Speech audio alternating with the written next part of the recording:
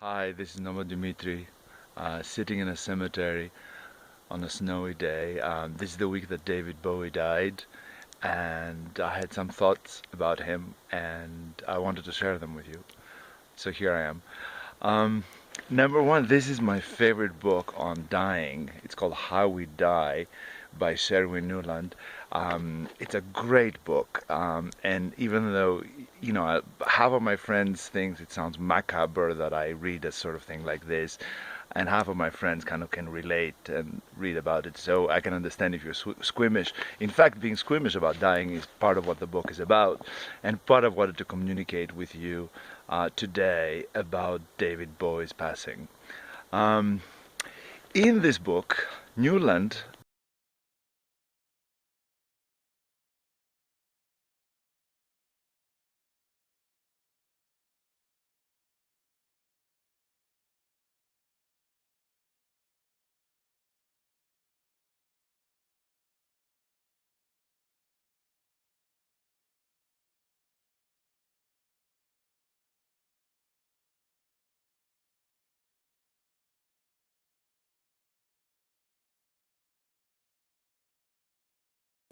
Which I find interesting um, is that death involves a series of destructive events that involve by their very nature a disintegration of the dying person's humanity. So, um, and he concludes, he's a surgeon, and he says, I have not often seen much dignity in the process by which we die. Um, what his vision of death is actually a process in which, as the body degenerates, our own humanity kind of ebbs away until it's gone in final gasps of agony or pain, usually nowadays in hospitals, completely dulled by drugs that mercifully make the last hours or days easier to bear. Um, Now, David Bowie and David Bowie's death. David Bowie's death is extremely interesting because it is kind of a final act in a life full of many acts. I was never a super Bowie fan. Um, I never owned any of his CDs and I never went to any of his concerts, but I danced to a lot of Bowie when I was in college. And more than just liking his art, I liked the guy. I liked how he had all these personalities. People called him chameleon, but to me he was not chameleon. It's us that needed the word chameleon to describe somebody who was not afraid to express different aspects of his personality at different times. One of my favorite things about him is that he was never married to any one of his personalities, even though they worked. He was Ziggy for a while, that worked really well, and then he became something else, Spaceman or whatever he became, White Duke or whatever the various personalities was.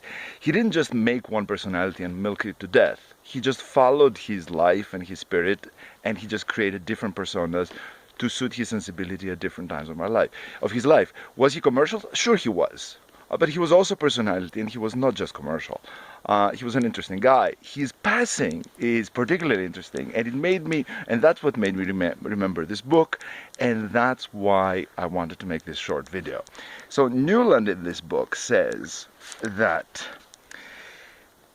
the quest to achieve true dignity fails when our bodies fail. Occasionally, very occasionally, unique circumstances of death will be granted to someone with a unique personality. And that lucky combination will make it happen. But such a confluence of fortune is uncommon and in any case not to be expected by any but very few people. Bowie was one of such few people. He managed to go, I think, the way he would have wanted. Um, Number one, the most remarkable of all, is that he died at 69, which already, given his generation, is an interesting number. He made albums just before he died. He died after his birthday, and he got to say goodbye to most of his friends and family. That, to me, if that is not a dignified death, what is? Now, did he just die? Did he just close his eyes and just let it go? Did he get a little bit of assistance from some of the friends or doctors around him? After all the drugs he's done all his life, I'd be surprised if he didn't have a little tiny vial of something that would just give him the last kick to the other dimension. But what I like to share about this is it is a rare opportunity. The death of David Bowie is a rare opportunity for us to think of death in a slightly different way than we normally do, and to stop denying it, because it's around all the time.